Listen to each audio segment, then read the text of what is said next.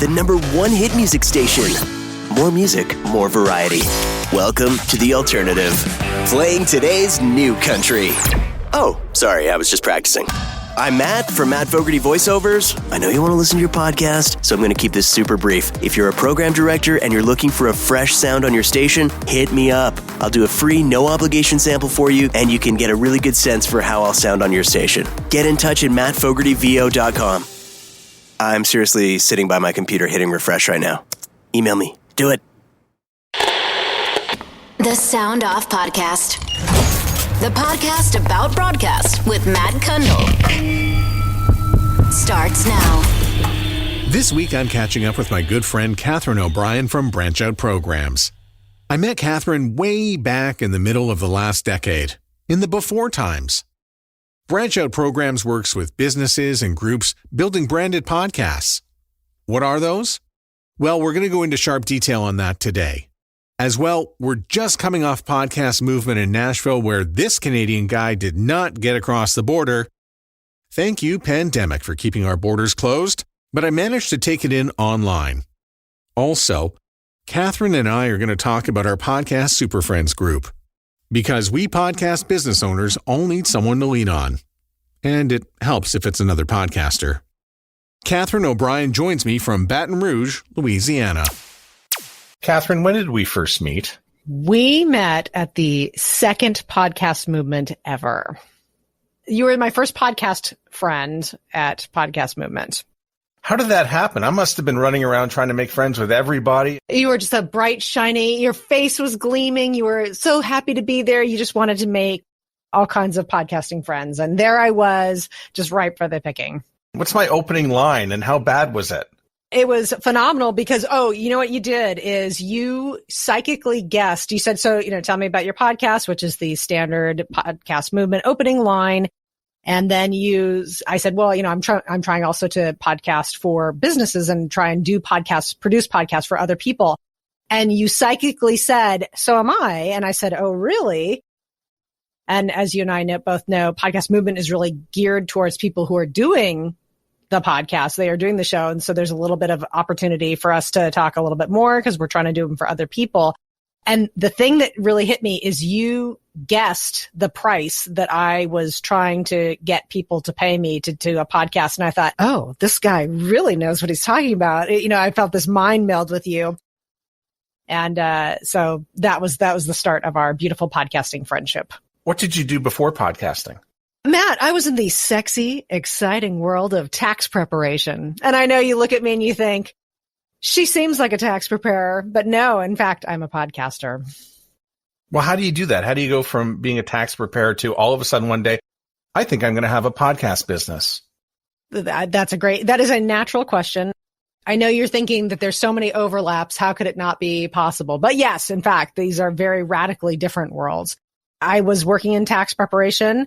And let's say in 2013, there was a sort of a surprise move with my husband for his work. We didn't expect that we'd be moving so quickly, but we did. And we moved almost 1,500 miles partway across the United States from the West Coast to Louisiana, where I live now. And because of the surprise, I thought, okay, here is a chance for me. This is an opportunity. I'm going to use the move to really break up with what I had been doing before. And I'm going to use this move to a new community to get into something like podcasting. I had already been very much a heavy consumer of podcasts, and I still am. And that was a part of the attraction. But also, I've been a 10-year, now almost 11-year member of Toastmasters, which is the world's largest public speaking and leadership organization. And from that experience with Toastmasters, I saw a lot of people who were wanting to become professional speakers. I saw them trying to get their careers started, and I saw it really like an opportunity.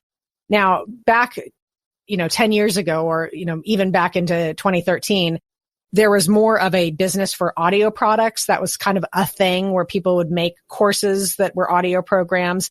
So that was my initial thought of what I would be doing to help speakers out.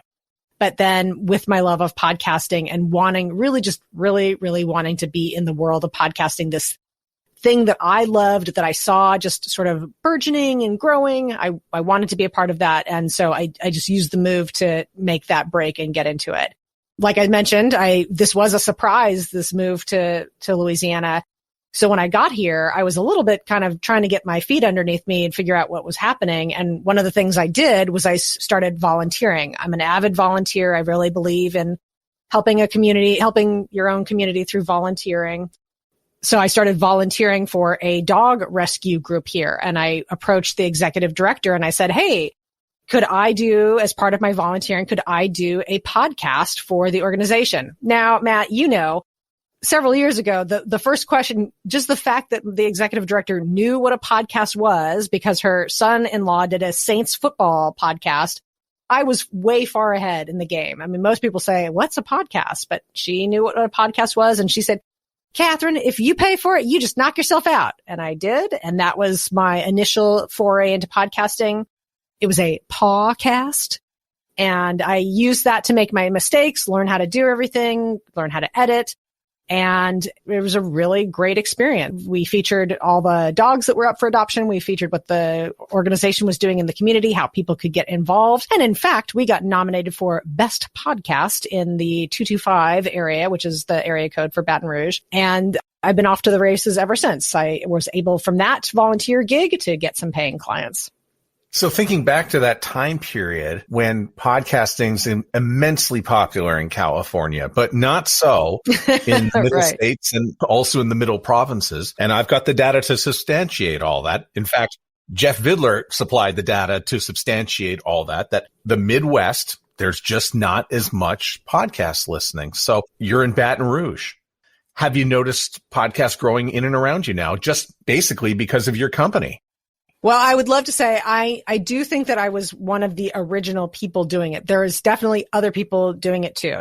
I did not bring podcasting with me. That's just not true. But I do know that I definitely, just from anecdotally, a lot of people were shocked that I was doing that here. And I do know that I was able to bring podcasting to people's businesses where no one else was offering that type of service. So that is true. And then there definitely has been a lot of growth in podcasting, even here in Baton Rouge. There's a lot of professionals that do their own shows. There's a relatively newly launched podcast specifically called the Louisiana Ladies Podcast, and seen a lot of people who have taken up the mantle. I will say one thing I do notice though is, and you and I talk about this issue a lot, is that what a podcast means a lot of different things to a lot of different people. So some people really take it on as it is a video it looks like a talk show, those things. And the fact that it's a show is what means podcast to them. So a lot of the prominent shows in our area, they're following a talk show model. That is what they're doing in their podcasting. And there's nothing wrong with it. I support people having their shows, but I would say that's kind of a lot of what I see happening right now. So are you one of the ones who, when somebody comes up and says, oh yeah, we have a podcast, but you can only find it on YouTube, can't find it on Apple or Spotify or Google. Mm-hmm. Is that when you have to bust out the explanation of, well, you don't have an RSS feed. Let me introduce you to the world of RSS. Well, actually, are you expecting me to say that? Well, I appreciate no RSS feed, no podcast. I understand that. However, I do also think that people, I don't exactly know what to do with that, because it is not for me to rain on anybody's parade. I experienced a significant rain. We had to delay our even this wonderful conversation that we're having right now because of rain. It's not my job to rain on people's parade. And you know what? The other thing too is I don't want to get caught up in a bunch of like egoism, because inevitably I look at somebody who's like, oh yeah, I have a podcast. They only do it on YouTube and they've got thousands of views. So forgive me. They are connecting with an audience. That is what is most important ultimately. And so it's not for me to necessarily tell them, oh, you don't have a podcast. You have a great YouTube show. That's not my job. So if I go to the other end of the scale, though, there can be some internal podcasts, which is originally kind of what you thought you'd be doing a little bit more of. Yes. I do not understand them. Anybody who calls me is immediately referred to you. Good. Why is an internal podcast important to a company? Let me just start by saying this, just to share some of my podcasting philosophy. To me, there is absolutely no better medium for know, like, and trust than a podcast. Now I'm speaking about the audio part of this. There is an intimacy to podcasting. I know it's almost a cliche at this point, but it's true that there is a relationship. Podcasts deliver a parasocial relationship. You feel like the person you're listening to, you're connecting with them. You form a relationship with the people that you're listening to. Now you look at a company, you and we're self-employed. We're small companies, so we don't have some of the problems or some of the opportunities. Look at me putting things in a positive spin that very large companies do, that the left hand doesn't know what the right hand is doing, might not even be aware that there is a right hand. And how do you connect your company for a mission through, let's say, a very challenging time? This last year, let's say year and a half, has been very disruptive for a lot of people in their work situations. People are working from home. There's no water cooler. So there becomes this opportunity. How do you connect people from the phone tree, the organizational chart, and make them feel like they're all part of the same company working towards similar goals under the same banner? A podcast is a great way to connect people. Now, I do that's a part of my business, is doing podcasts for companies like that. I would love to expand and do more because I do think that they're really important. It is a vital internal communication tool that I think more businesses should explore. When I was getting into internal podcasts, I consulted with a guy who does one for a large oil and gas company. So they have employees that are literally in India, in China, in Saudi Arabia, any of the big energy countries. So how do you connect people? Is a newsletter going to connect?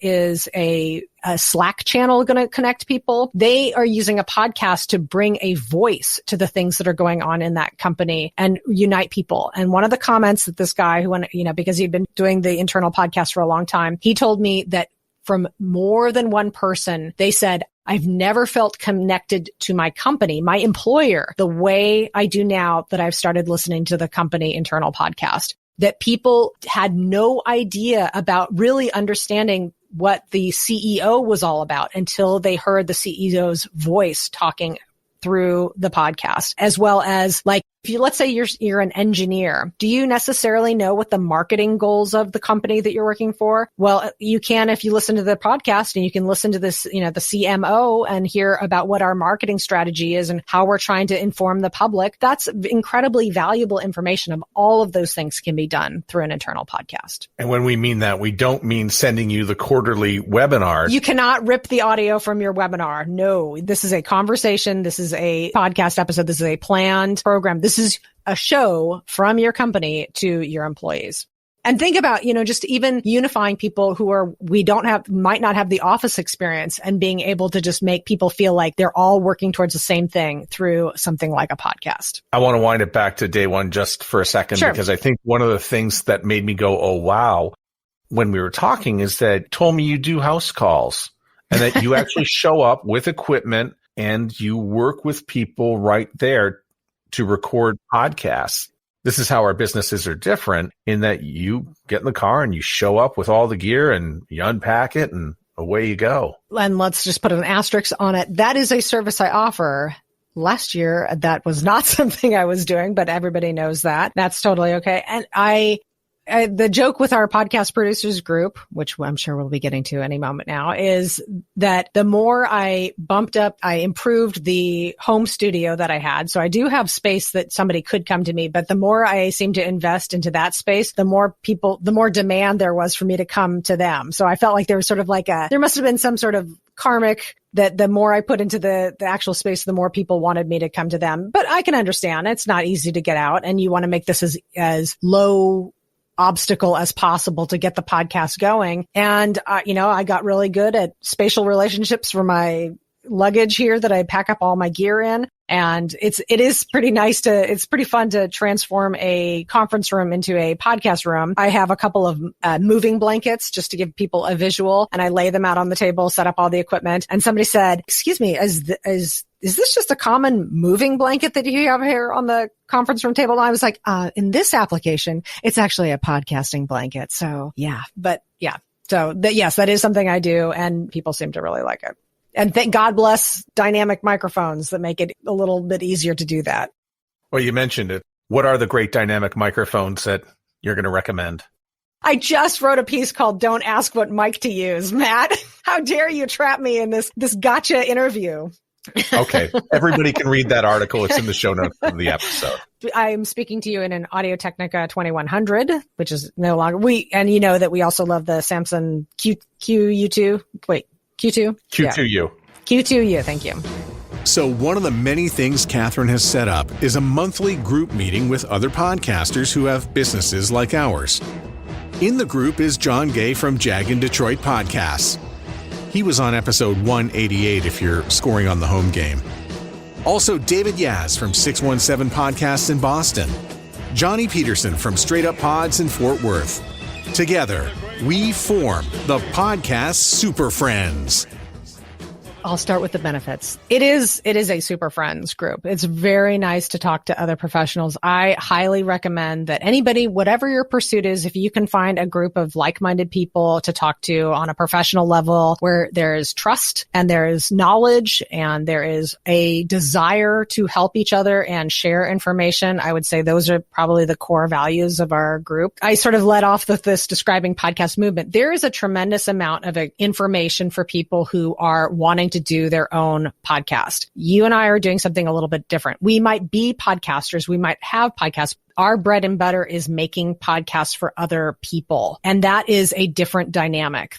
Totally. It's a totally different dynamic than when you're having your own show. Maybe some of the things are not under your control, like how an episode is going to be marketed or knowing what is the best message to get out about an organization. Whereas like if I was doing my own podcast, I might have a better idea of like, okay, who's my ideal customer and what do I want to communicate to them? When I'm facing a client, now I'm putting on the ears of the audience and I'm trying to help my client craft a beautiful podcast episode that is delivering their message in a very precise way that is going to have the effect for the audience that my client would like to have. So I'll just use a great example of Red Stick Spice Company. So one of the nicknames for Baton Rouge is Red Stick because that's what Baton Rouge means. And this might be news for you, Matt, is we in the Deep South here really enjoy food. Food is a huge part of our culture. And so Red Stick Spice is an outstanding specialty spice shop with cooking classes and all those kinds of things. So Ann Milnick, the owner of Red Stick Spice, she wants to connect with an audience. She is a passionate person, advocate for the home cook. She wants to provide beautiful experiences for the home cook so that they can cook more and provide beautiful meals for their family. And so we have a podcast. We cover the gamut. I have become such a better cook working on this show. It's my job to help her connect in a real way, in an authentic way with the home cooks of our area and the world so that they know more about what she can do, how she can help them, and really convey the message of her business, her cooking expertise to be able to convey that to an audience. That's totally different than me speaking to my own audience. So tell me more about Smidgen from the Red Stick Spice Company, and specifically some of the things they discovered about themselves in the podcast. Farmers markets are very big. You know, the farmers markets are not only just a fun thing for people to do, but they connect people with fresh food, and they have the potential to connect independent farmers and independent producers of food products or other people with a buying public. That's a big deal, especially local food is a very big movement, what have you. So we had on the Red Stick Spice podcast, Smidgen, we had on a woman who she's a jam maker. So her business is jams. She forages for fruits and berries here in Louisiana. And she has her own, an Airstream trailer that's been converted to a professional kitchen. health inspector, the whole works, and she makes beautiful jams. And she teaches classes at Red 6 Spice Company. She teaches classes about jam making, and it's just a very popular thing that's happening right now. One of the places that she sells is in Lafayette, Louisiana. Lafayette, Louisiana has a famous farmers market. Famous that it's been longstanding, sort of a cornerstone of the community. Well, one day a woman approaches the jam maker at the farmers market, and she said, a woman, let's say in her 50s, she's lived in Lafayette her entire life. She has never visited the Lafayette farmers market. She came because she heard on Smidgen podcast about the jam maker and this opportunity at the farmers market. And she broke out. She said, "This is so fabulous. I can't believe I've been missing this all these years." And that was one of the things of the podcast that never would have happened. She knew about the farmers market. She never went, but something about us talking about jam and this experience and painting the relationship that the farmers market has to independent farmers just spoke to her. And she moved her body, which is a great sign that you've been persuasive, that somebody's doing something based on that. And she went and she shared that story with our jam maker. You know, I work with a woman who's a travel writer. We spoke to a guy in Mexico, and he's a tour guide in Mexico, and he had people come on his tour specifically because he heard it on Solo Travel Talk. You know, there's lots of little gems like that come from podcasting. Okay, so in just a second, Catherine and I are going to talk more about podcast movement, what we liked and what we saw. She on the ground, and me back in Canada online. As well, if you haven't figured out what a branded podcast is, we're going to drill it down for you. As always, there are more links to Catherine's company and the other podcast super friends over at soundoffpodcast.com. Go to the page and follow them all. Sign up for their newsletters. They are full of great resources and podcasting tips and tricks that you're going to need to know to make your podcast sound great. The show, as always, is brought to you by our friends at Promo Suite. Not sure if you saw this in the trades recently, but Promo Suite has unleashed something new. Promo Suite Digital. Built specifically for radio stations, Promo Suite Digital allows you to customize your workflow to manage your digital creative process.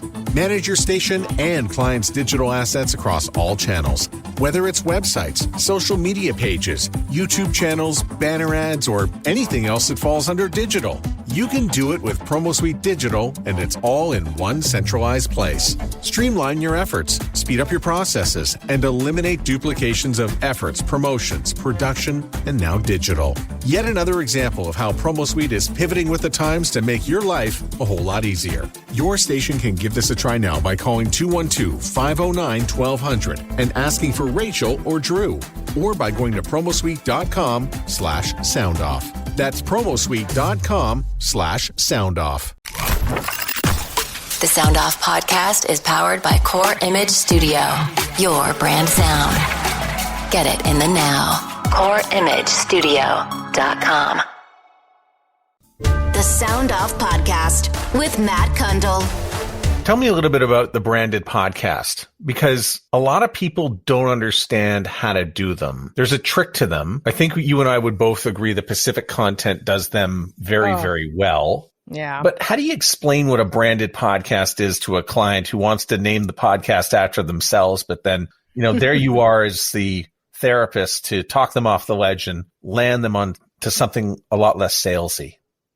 Going back to the know, like, and trust, and I'll say this, I want more shout out for Podcast Movement is I attended a lot of the branded podcast sessions because of this very issue. When you have a branded podcast, and let's just define what that is a company that is having a podcast for the public consumption, right? So it's a podcast sponsored by the company. It is carrying the brand of the company that it represents. Branded podcast. Your goal is to build a relationship. So one of the speakers that I saw talking about branded podcasts said, you're not building customers, you're building fans. And that is gold. That should be on a plaque hanging up in front of everybody, in front of a microphone who is doing a branded podcast. You're trying to connect your company, your message, your mission with people that you want to be your fans. You don't necessarily have to ask them to do anything. You're just trying to share with what your company has with an audience and build that audience. Tell me, just give me the blood and guts of a branded podcast.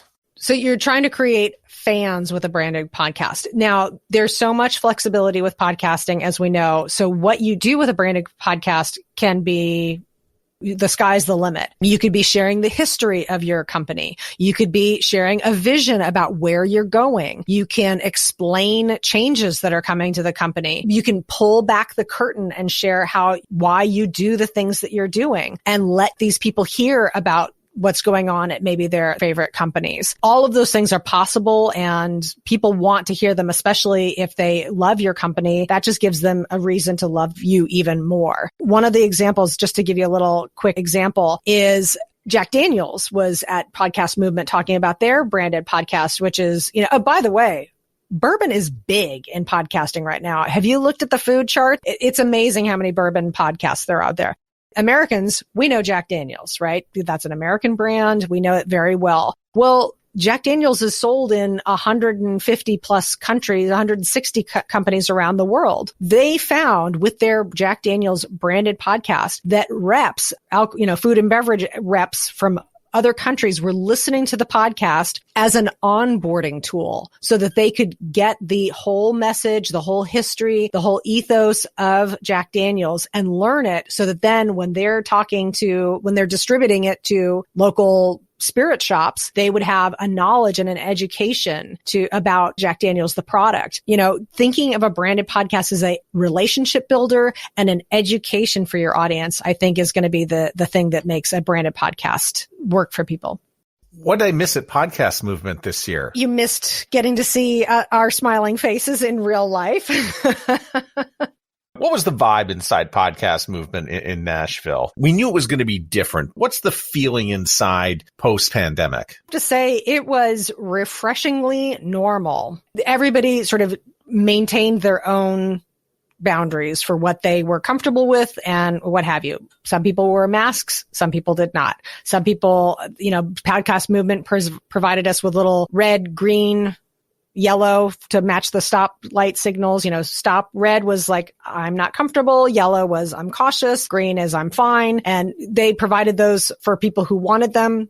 It seemed very normal. It's funny. I had somebody ask me about an upcoming event and they said, well, how was the COVID thing for your conference? And I was like, I don't know that I have a great example because it was in Tennessee and it's just every state is a little bit different and everything seemed refreshingly normal. And yeah, the vibe felt good. It was interesting to see how many people this was their first foray out in 18 months. And that they were willing to do that for Podcast Movement. That was sort of a testament unto itself. It's kind of interesting. What was your favorite session? I love all the sessions equally, Matt. I pick no favorites, but one of the most influential sessions was Allison Melody. She talked about sponsorship. This was fascinating. It was totally fascinating. She has a podcast where she talks about food that helps. I did not plan on coming to your show here and talk nonstop about food, Matt. I don't know why I'm all food podcasts all the time. I don't know what's going on. But anyway, she has a food podcast talking about foods for healing. She has a phenomenal process for getting sponsors for her podcast. I think this is very important for podcasters because, as you know, I think that there is a gap of opportunity for podcasting.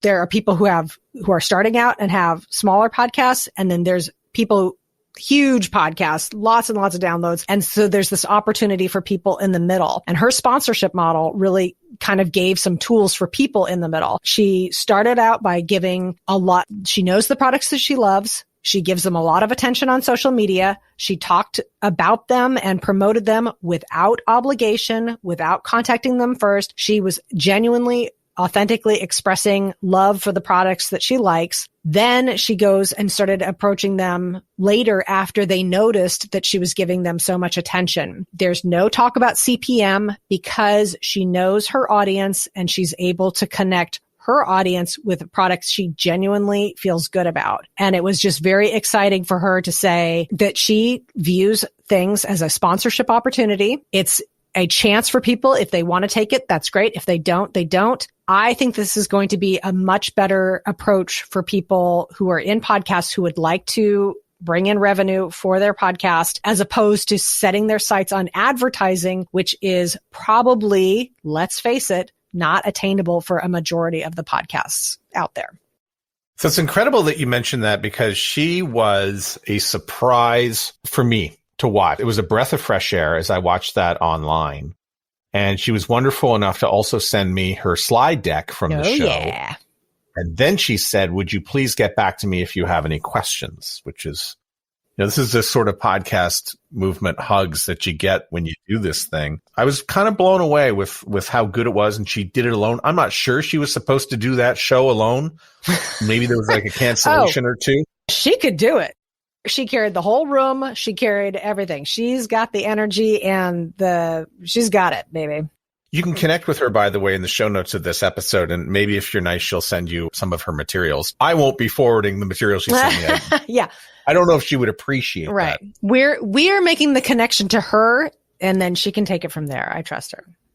And at the same time, and this is a lot along the same lines as what you experienced, in that I got to watch Jesse Brown from Canadaland give his talk about a podcast network, and that you can spend all your time trying to scale this and, move it up. But what is your ethos, and what is your network, and what are your collection of podcasts about? So for instance, you've got 9 podcasts with your company, and I think we know what each one is about and what their purpose is, because you have to set that out. And so when I heard Jesse and I look at what the work you're doing, that's something for me to go and look and say, okay, well, what do I need to do for my podcast? And what are our podcasts all about? What do we all have in common? Why do I get up in the morning, and what's the point of all this? And I don't think it's to try to scale something to $100 million and retire on an island. I think that would be wonderful, but what would I do on that island? And what island is that anyway? Well, and also, let's face it too. Some topics are not that broad. One of the beauties of podcasting is that you can address a niche, and you should be addressing a niche. Well, but that means that for some people, for some shows, 300 downloads per episode, 400 downloads per episode is going to be banner business. You probably can't make a deal for $100 million that with 400 downloads per person. That is just the nature. But that doesn't mean you shouldn't be doing it. It just means that the podcast is part of something else that you're doing. It has to be something else, and that not every topic fits that same model, and that we should just be honest about and have a strategy that fits what your podcast is or what you would like it to be. Can you comment a little bit about Tom Webster's talk this year? I know it's a highlight for both of us.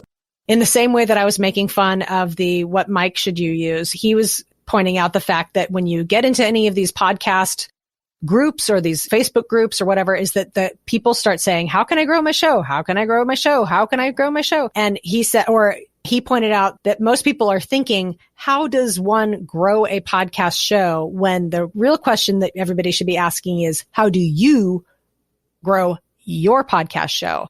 And everybody's podcast show is different and has a different trajectory, and that should be part of your question going in to this whole thing, is that there is no answer for, this is the step-by-step map for how to grow your podcast audience. So, try this, try this, try this, try this, try this. Instead, you should really be looking at what is your show? Who are you speaking to? Who are you speaking to? Know thy listener, and then make your plans around those facts.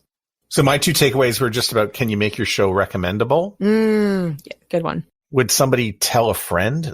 The other one actually goes back to his talk from 2018. The people who are saying, wherever you get your podcasts. Yeah, that's and a lot over. of people, if they're getting their podcasts from YouTube, are you certain? No, and I'm trying to come up with a new phrase that's, wherever, instead of wherever you get your podcasts, but I haven't found one yet. Well, and he's also back to our conversation about the YouTube part of things, is that why are we fighting that people listen to podcasts on YouTube? That is where a lot of people get their podcasts. That maybe work with that. And yes, there are things that you can do to make your show more recommendable. And yes, you can give them an easier link to get to, or an easier website to get to find that podcast. But it's kind of like working with things that are happening, as opposed to fighting the way people receive your content. Do you have a plan, by the way, like if a client comes to you and says, hey, I think we should be on YouTube? I say yes. Yeah, I'm for it. I am making MP4s with static images as we speak. Well, not exactly as we speak, but yes, I'm totally open to that. I want my clients to connect with people. I want their message to get out to people. I will go where the people are. Did you meet anybody interesting in the hallways?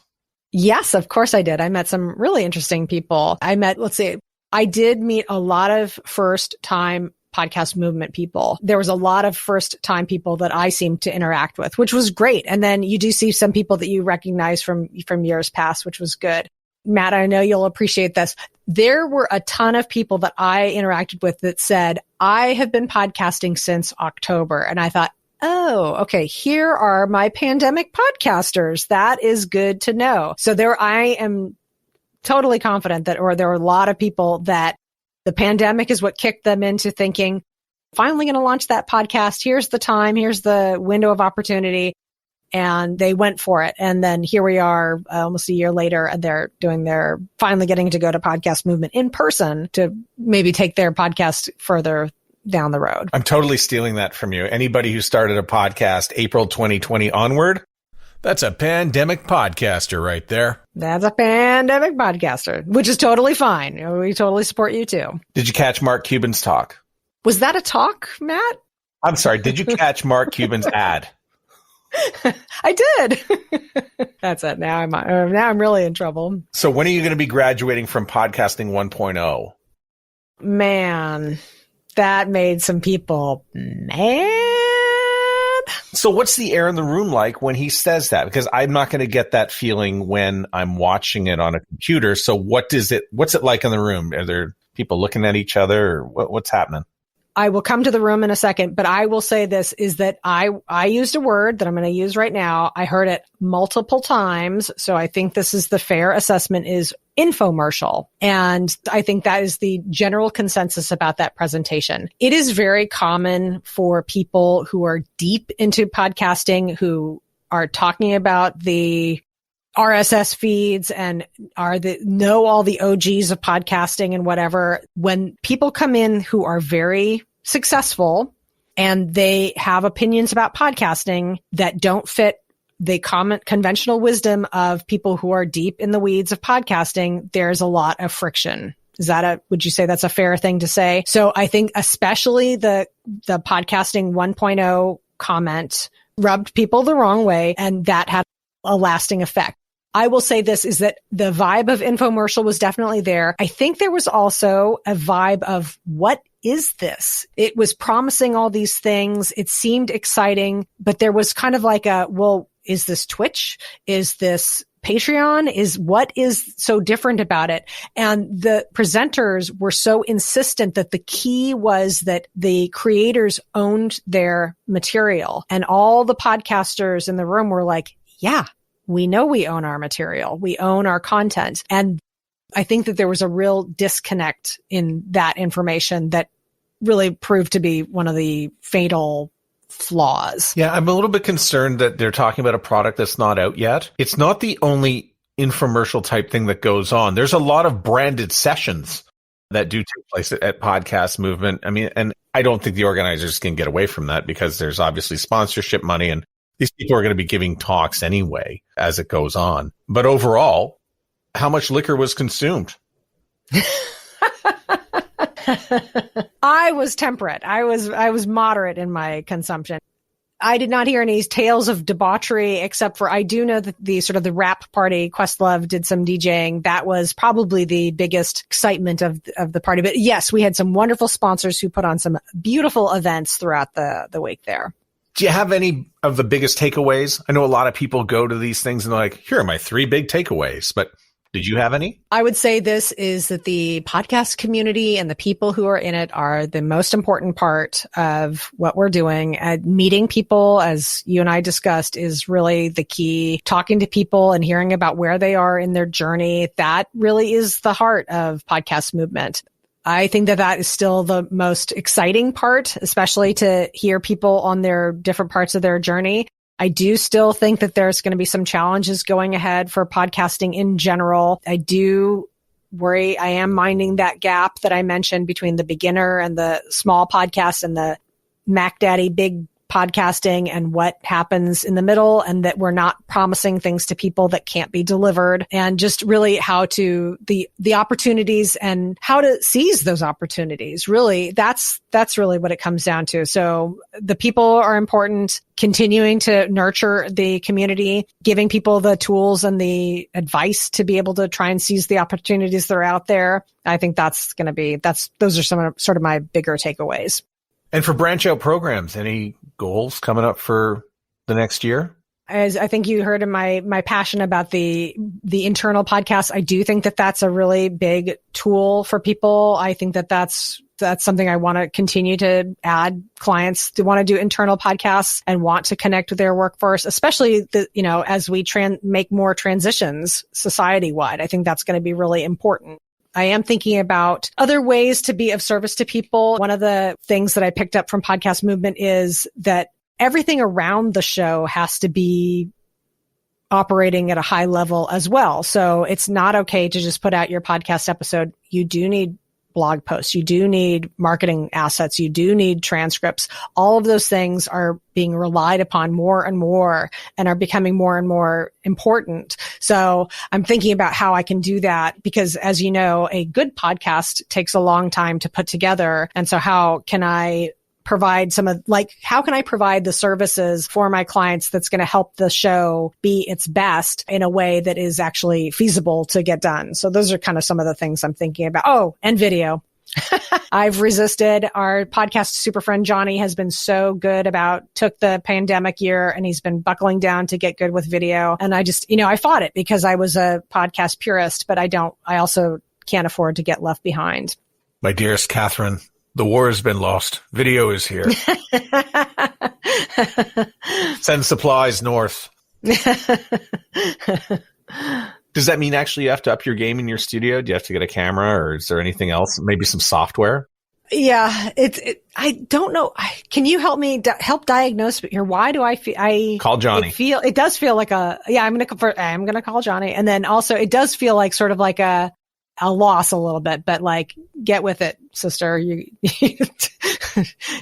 Yeah, I got to get over that. Yeah, I guess this is my pandemic idea was for this podcast. Right. And I haven't carried it out nearly enough, is that we'll do the first podcast in audio form. And then all the subsequent times we're going to meet after that, we're just going to follow it up. We'll use the video for that. And so I sort of debated today, should you and I talk on video for this podcast? And then we can maybe, put that through your Facebook page and we can entertain questions. But you know what? We can do that any other day. And I wanted to have sort of the story of Catherine going to Podcast Movement, and the story of me watching Catherine going to Podcast Movement. That could be this is an audio story for today. But the next time we get together, it will be a video one, and we'll include our Facebook and YouTube audiences. I would like the record to reflect that I actually brushed my hair for this in the event that we did go for video. I would like the record to reflect I got a haircut yesterday. Look how shiny that is. That is very shiny. I had to turn down the ring light. Catherine, so good to connect with you on the Sound Off podcast. Did you ever think the first time we met that you'd be on this podcast for broadcast? I don't even have a radio background. And how did I sneak onto your show? I can't believe it. I need a lapel pin that says non-radio guest. The Sound Off podcast is written and hosted by Matt Kundle. Produced by Evan Serminski. Social media by Courtney Krebsbach. Another great creation from the Sound Off Media Company. Imaging courtesy Core Image Studios. There's always more at soundoffpodcast.com. Imagine being able to detangle, dry, and style with one tool. Just in time for back to school, the Infinity Pro by Conair with the Knot Doctor all-in-one dryer brushes do it all for frizz-free salon results at home. The pink smoothing brush has 136 Flexolite bristles for painless detangling and 1,000 watts of high-performance power for smooth, shiny results. And the purple large oval dryer brush creates glam waves and comes with a bonus volumizing attachment for added lift and volume at the roots. use. The all-in-one dryer brushes are perfect for all hair types, with 3 heat settings for customized styling and frizz-fighting technology that leaves hair shiny and manageable. These styling essentials are your prescription for salon results at home. Go to Conair.com to get your Infinity Pro by Conair with the Knot Doctor all-in-one dryer brush or all-in-one smoothing dryer brush now.